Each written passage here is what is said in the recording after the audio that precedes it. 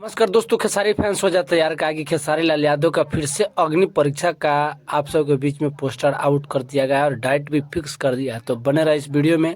तो नमस्कार दोस्तों, आप सब देख रहे हैं भोजपुरी प्लेटफॉर्म। आप सबको बता दूं कि खेसारी लाल यादव फिर से अग्नि परीक्षा का पोस्टर यानी डाइट टाइम फिक्स आप सबके बीच में रिलीज कर दिया गया है, जो आप लोग स्क्रीन पे दिखाई दे रहा है। खेसारी लाल यादव और आप सबके बीच में होली के मेन समय पे आप सबके बीच में एंटरटेनमेंट कराने के लिए अग्नि परीक्षा का डेट फिक्स कर दी है। आप सबको बता दीजिए, इस फिल्म का निर्माता है सुरेंद्र राउत और आप सबके बीच में बहुत ही लाल बाबू पांडे के द्वारा निर्माता निर्देशक है।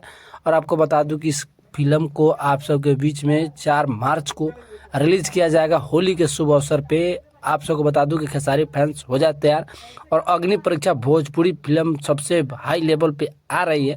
तो आप लोग कहां से इस वीडियो को देख रहे हैं एक बार कमेंट करके बताइए।